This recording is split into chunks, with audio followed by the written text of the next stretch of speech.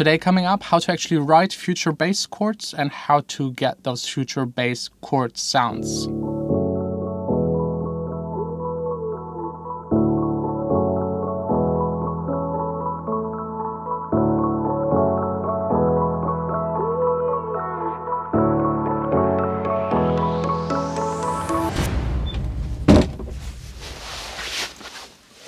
Hey guys, welcome to the studio, welcome to the daily vlog. My name is Sine, I'm a DJ, producer, daily vlogger, and as you might know, yesterday I started like a new small series within my vlog focusing entirely on making a new song, a new future bass song. Yesterday I explained to you how to make the drums and how actually to start, and today is part number 2, how to make chords and find the perfect sound for those chords. So if you have missed yesterday's episode, go check it out, then come back, watch first this and then go there. It doesn't really matter, let's just get straight into Logic. First up, let me play you what I actually made yesterday, just the drums.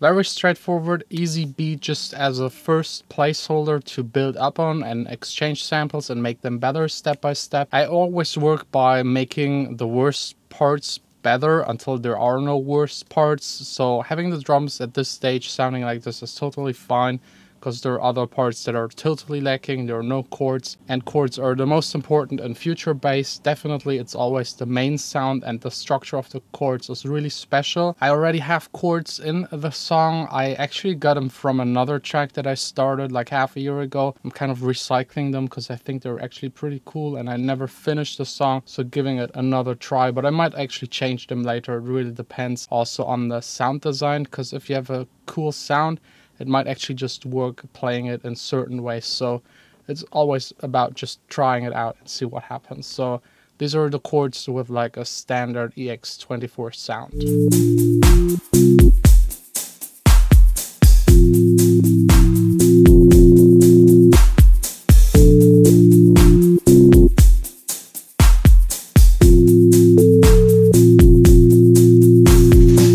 There's like one huge big difference between future bass chords and all other different kinds of chords that you will need for other songs, and it has to do with the way they are played. It's not like on 18th notes or 16 notes like in maybe progressive music and a lot of dead mouse tracks. You don't have like real sustained notes like in classic music or in pop music as a backing.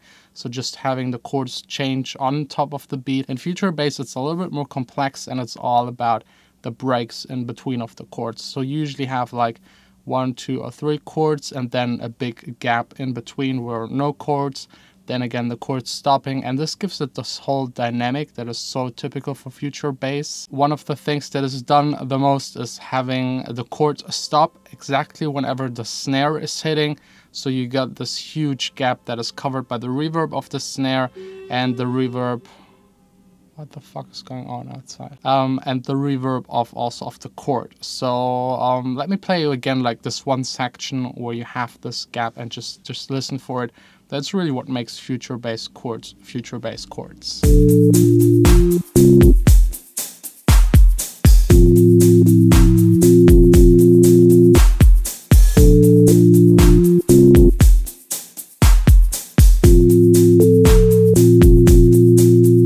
Yes, at the moment it all sounds really bad, but that's just the way it is. Whenever you start with a new production, it sounds bad, and it's all about you making it sound better.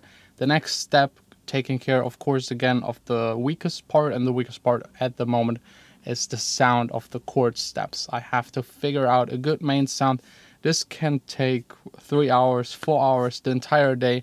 I never really know that the sound design of the huge main sound in your song is so important. It really makes or breaks the tracks. So let me just get started.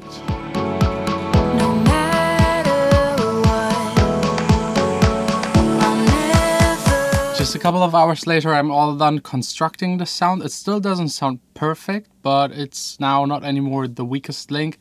Let me show you how I actually build it up, but let me already tell you, If you want to make future bass, you need certain types of synthesizers, usually wavetable synthesizers. The most famous one is of course Serum. And if you get a lot of presets, a lot of future bass presets, you will have a way easier time constructing these sounds. I'm not a sound designer. I don't sit here and make my sounds from scratch.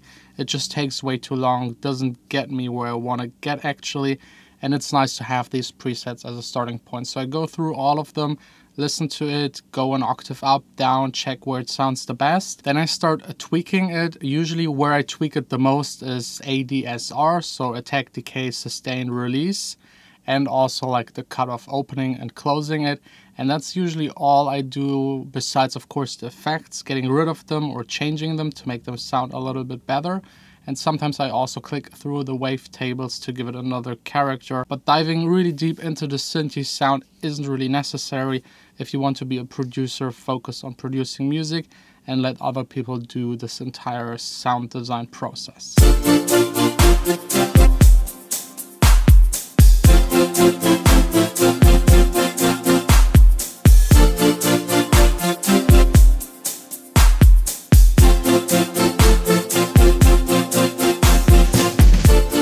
That's the main sound at the moment. I will still for sure change it, but for now that's enough to continue working on it.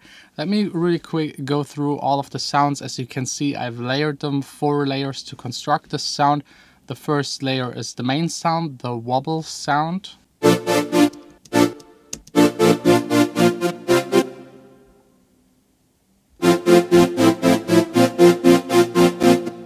The wobble comes from the LFO section. You can change the wobble.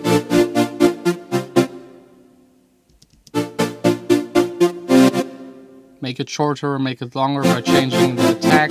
It's really important to get the wobble to sit with the beat of your song, to go with the tempo. If it wobbles off the beat, it just sounds a little weird. So you have to move this point around and see that you find the right timing to make it work. By the way, this wobble sound is one of my own. I created it, I think like a year ago almost. It's like part of the very first sample pack that I ever made. If you want to download it, it's for free. The link is down below in the description with a lot of other sample packs that are also for free. And you can use the exact same sound and play around with it. There are of course millions of other settings. I might go deeper into how to set up a synthy, how to tweak it, how to get the preset to sound like the sound that you have in your head and you want to go with. But I think that should be done in an entirely different video. It's like way too complex to try to explain it. For me, it's usually like checking attack, decay, sustain, release, and playing around a little bit with the cutoff and just trying to find a preset that already goes into the direction I want to go as close as possible. The second sound I choose, also Serum, is like this thin metallic top sound. It's mixed in very low, so let's listen to both of them together.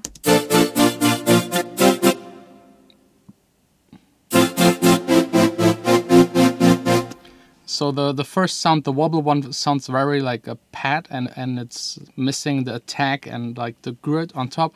So I added this other sound on top.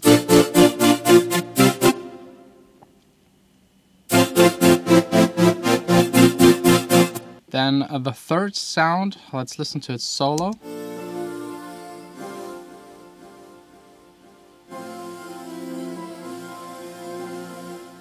Just to make it like smooth and round a little and have a little bit more of ambience going on. It's mixed in very, very quiet. It's a very subtle thing, just to get it a little bit more closer into the direction I want to go. And the last sound on its own,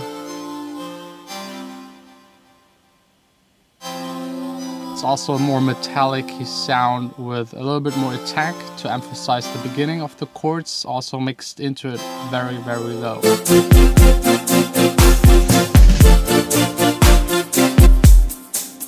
I also added a little bit of bit crushing onto the last sound to give it even more of that gritty part and to make this entire sound round. The next step for me is then usually putting all of those sounds into just one bus, into one group, so that I can tweak them all together, but also still being able to tweak them individually. The EQing takes the longest because this sound right now, it's 50%. There are effects on top of it, but I still need to tweak those effects, EQ the reverbs, also EQing the individual sounds, EQing all of them together, compress them all together.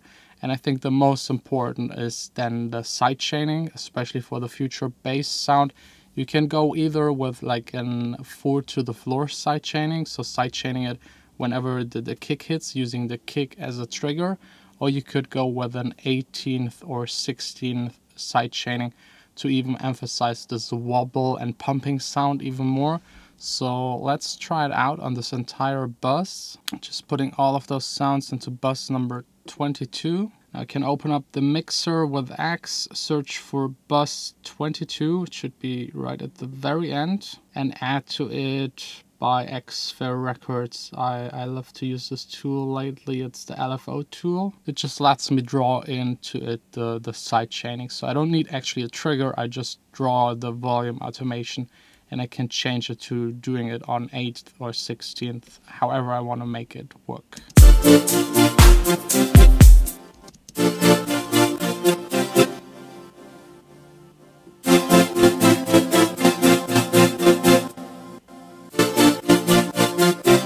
And you hear immediately, however you move this first upper dot, it makes the side chaining part, the triggering part, bigger or smaller. If you make it big, you can actually almost hear the main sound. It's pumping really hard.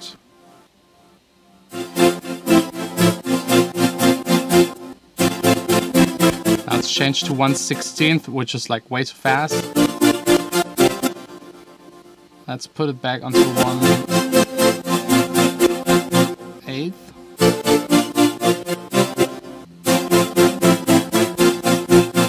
This might actually work, but maybe not that strong.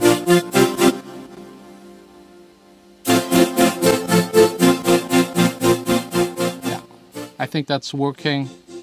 Gives it this nice wobbly groove. I might still tweak it later on, but I think it's now time to just move on. A lot of people get stuck while producing with like details at the very beginning. I think you should just try to make a song as fast as possible, just to write it and then get into the mixing and finer details, because you have to have the bigger picture of the song. The faster you get it to this bigger picture, the less you have to redo things. So if I would now just mix the drums perfectly and get this main sound perfect, I would have to go back once everything else is there and tweak it again, because it then might not work again with other elements. So it's good to just get as far as possible without worrying too much about the details. So it doesn't sound perfect at the moment, but it will get there eventually. The next part is having a bass line. I already copied down like one of the MIDI chord parts, deleted all of the notes that are not the root notes, so I just got the root note left of the chord. It's extremely simple, and I will use it as a layer underneath of the chords, but that will probably come up then in tomorrow's video. I still do parallel the mixing on the second track with Gavin. I will take care of that and continue showing you how to make this song tomorrow in the next episode, working and concentrating fully on the bass, kick and bass, getting those two working together as good as possible. Oh, and before I forget it again, there's like still the giveaway. I already chose the 5 people for the team app yesterday, so the next prize is this huge guitar bag. It's unused. I will ship it to anyone subscribing, enabling notifications, and leaving down below a comment, adding hashtag guitar bag. Please, only people living in Europe, because sending this outside of Europe is so expensive, it's not even worth it. This bag is maybe like 30-40 euros, so not against sending it all around the world and then not even arriving. And please, only people that actually have a guitar and actually need it, because if you're just sitting in front of your computer and don't play any instrument, you won't need that bag. That's the main reason why I'm giving it away. I actually never move these guitars out of my studio. But yeah, anyways, good luck winning the guitar bag. Tune in tomorrow for the kick and bass part, and yeah, that's pretty much it.